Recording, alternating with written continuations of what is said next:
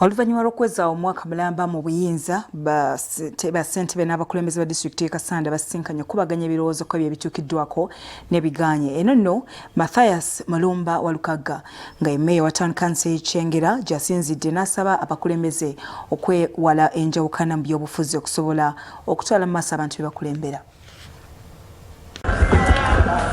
Kibiina kya National Unity Platform era nga ye Meeya wa Kyengera Town Council Mathias Mulumba Walukagga awadde abakulembeze ba disitulikiti z'e Kasanda amagezi okwewala enjawukana bwe baba bakukolera abantu be bakulembera. Kyagambye kyogera otya ku makya n'ogamba mbu ate waliwo nannemesezza nga wagamba abantu nzize nkole kino na kino ate yakulemesa yange olina okuyimirira mu ntebe n'ogituula mu bwoti n'ogamba nti ngibuganyeemu nze ntudde wabeerayo abajegajega abajega tegabula kazibere mukansa zaffe mugaamu abajega.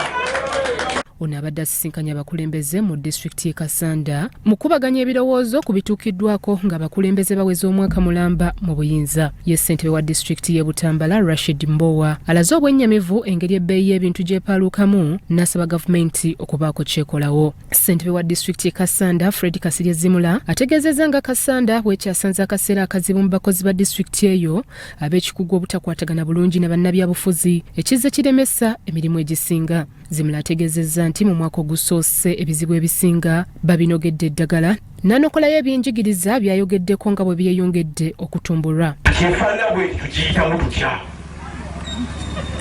tumaze okugaba basale ezigenda mu 100,000 basale kitegeeza kuyambako ku baana abatalina mwasirizi.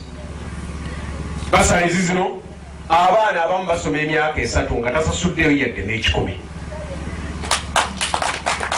abalala basasulayo akatonotono.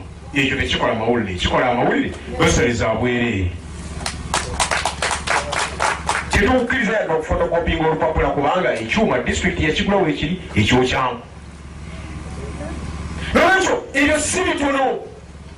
Tomanyi kyekitegeeza waleero bazadde baffe mu byalo eyo gye bali ng'akyakaanya ne sinkisa emitwalo 2 gye basasula egy'obuugi kati omugamba otya nti njagala mwana semesita 1.5 akigiwa tuyambako wano.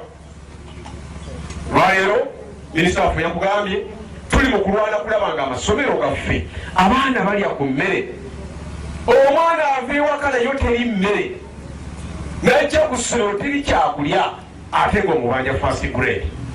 Amyuka Kawo wa disitulikiti y'e Kasanda Kamba Haruna ategeezezza nga bwe baliko enkulaakulana ey'amaanyi gye batuuseeko omuli okuzimba amasomero, amalwaliro, okukola enguudo n'ebirala. Baaliwadde Makokota Senior Secondary School emiliyoni 2 billion batuzimbire wali ki essomero lya secondary seed school. Baatuweereza ssente era contractor agenda kutandika omulimu gwe. Baatuwadde eddwaliro ekijuna ne batuwa 1.7 billion emiliyoni 107 era twagereze n'ekyamaani ne RDC n'abalala twamukwasiza contractor agenda kutandika kuzimbira abantu b'ekijuna ki eddwaliro. Bya Emmanuel Sebadduka, Grassroots TV, Omunyo.